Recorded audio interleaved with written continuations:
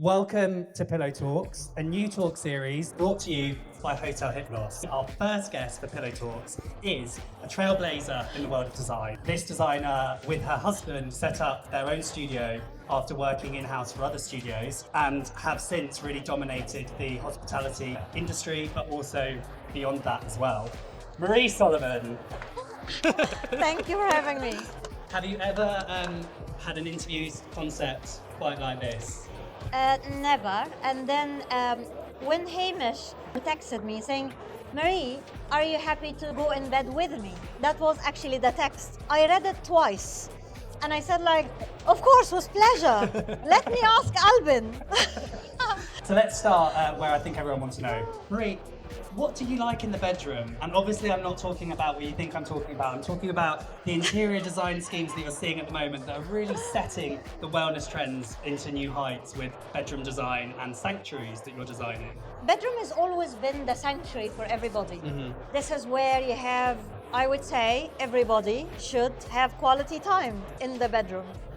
So bedroom has to be comfortable, elegant, but about you as well.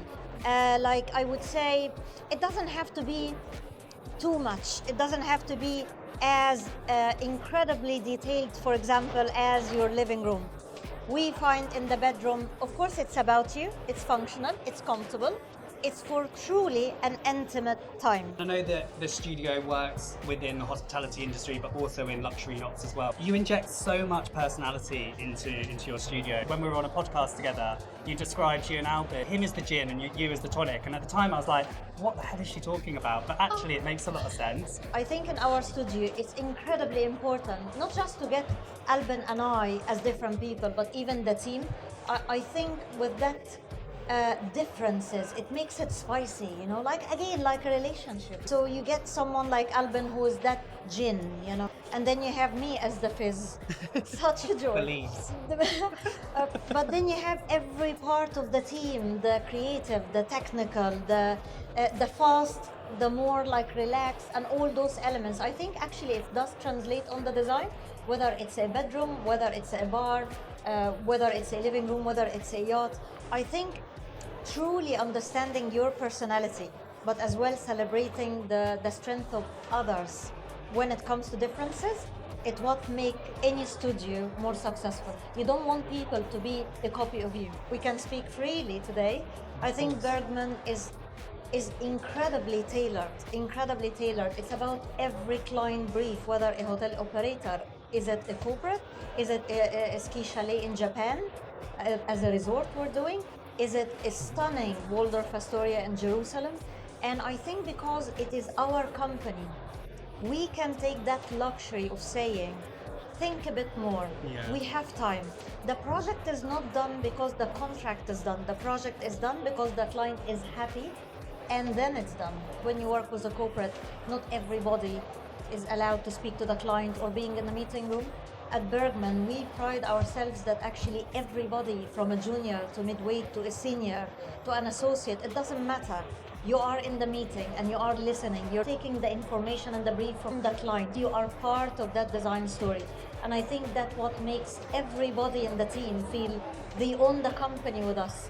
They work with us, they are working and designing, and they meet the client, and I don't know, it's fantastic. Let's talk about some of your projects that have completed, Yes. you're most proud of. What would you say have been the milestone moments of Bergman? Oh, that is a difficult question. It's do you like which of your kids, I think every project, to be honest, is different. So, for example, the minute we finished and launched Where is Lai Wai, which is a speakeasy, that apparently got incredibly famous, and now they are doing the House of Dragon series in the bar, which is fantastic. It opened for us another area of design, which was proper bars and restaurants, and we got an email from Caprice Holding, which is the owners of Bacchanalia, and we won 16 restaurants with them because of one successful speakeasy in Canada, Vancouver.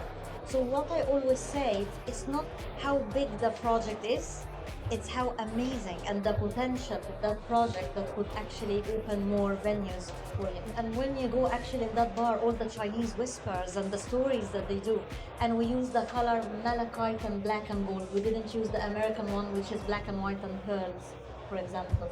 And when you see it and how it looks, it's really full of charm. And so nice that the two cultures are having a bit of a clash between each other. Very much so. And then it opened tons of doors. And now we're doing private jets, for example. So, yeah. Tell us more about that. Obviously, you have to consider safety and its travel. How are you breaking the boundaries there in terms of this stereotypical what we think of a jet? You know, they look quite uncomfortable, those leather chairs, actually. 100%. And all the private jets looks exactly the same, Yeah. regardless of the brand itself. When you go on, you feel like, why are we, with the whole money and budget of the world, why all the jets and yachts looks the same? And I think how we took hospitality and we made it different, and you see, for example, the other house, exactly with yachts and jets. Why does it have to be a white leather? Why? There is no point. Why is it all bland and vanilla? And once you understand how this traveler actually traveled, you make that jet almost the start of the journey. It's not a vessel taking you to the Bahamas. It's actually the start of your holiday. If I had £1 for every time a supplier got in contact with me asking how they can get hold of you to pitch something to you, I'd be a millionaire. What do suppliers need to do to get a meeting with you, and what are you looking for in suppliers? I think it's two things with supplier that could totally make it or break it, at least with Bergman or myself. First of all, you cannot approach a designer and then you go missing. You cannot be that salesperson. You cannot be the same one saying, hi, this is what we do, and then you tick the box and suddenly we don't hear from you. It's also a relationship as well. 100%. Yeah. As long as you bring chocolate to the team, they are happy. And a glass of champagne. And a glass of champagne. Thank you, David. Hypnos is known for using unconventional materials. So this year they've been partnering with the Eden Project, and they've launched their first contract product market within that collection, which I think says a lot about the collaboration. The Eden Project collection contains really unconventional materials like banana, pineapple, orange, and not how you would imagine. It's all broken down.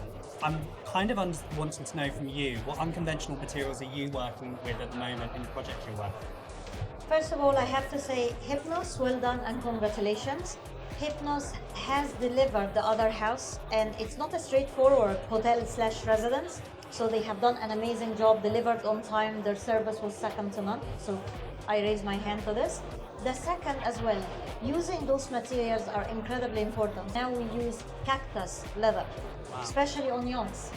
Cactus leather is very different than pineapple inspired leather. When we use cactus leather, it's almost, I promise to God, it's similar to the, you can get a Togo as the Hermes bags. The cactus reacts with the textures. It does look like a cow hide and different parts of the cow hide. So cactus leather is one thing we're using. We are using as well metal foam, which is fantastic because metal is super heavy, right? But when you get the foam out of the metal, it created amazing sculptures and almost like sci-fi.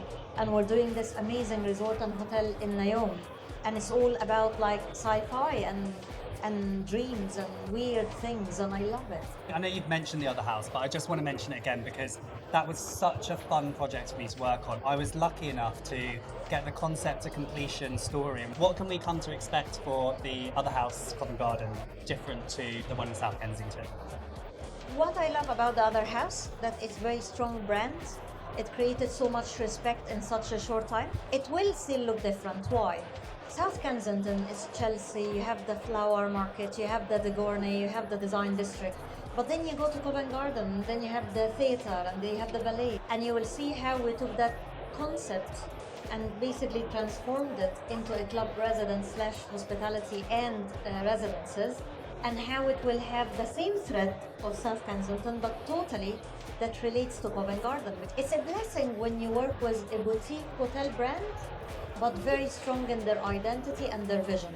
And it gave us the freedom of choice and freedom of creativity. And again, like Naomi is not a shy client. Naomi will not go for colors like beige and grey and white, which you see in almost every hotel.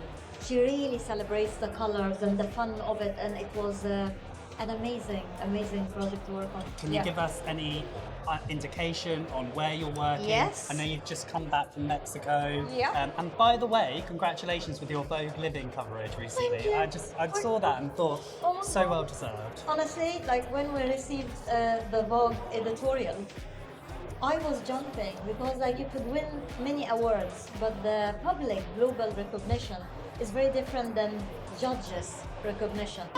So when we got the Vogue editorial, that for me was a personal win that I have manifested so long for it, but again I worked my ass off for it, and it shows that everybody that had a dream, you will get it, just don't lose hope. We are launching next week one of my favorite, one of the yachts we have done to date called My Asani, which is fantastic as well. So this is what's happening in Europe, and then we have the Apricon in Nayoum in Saudi Arabia, and that will be ready in the next 3 to 4 years.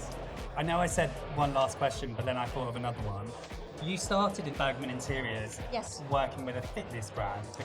On the back of that project, we actually started working with Accor worldwide. We now have something that is coming out to the market, and they are truly, as Accor, changing fully the fitness and the wellness aspect in hotels. Do you think the rest of the industry is going to see that value of adding that in? Because when we talk about digital nomads, Yeah. which I cannot stop talking about at the moment, the fact that, can you believe by 2030 there's going to be 60 million Yeah. digital nomads, which is the population of the United Kingdom in the Absolutely. world. So therefore the hospitality model needs to change.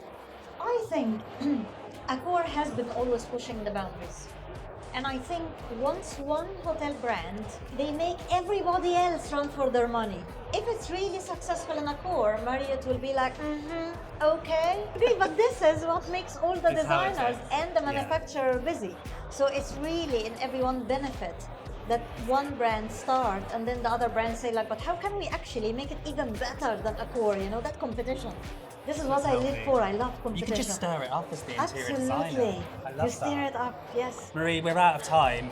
Thank you so much for sharing the bed with me. I don't know how we're going to top this. And thank you so much for listening and being And part thanks of for this experience. everybody being here. And massive thanks Thank to you for Hypnos. having And me. we do have a little gift for you as well. Oh, I love gifts.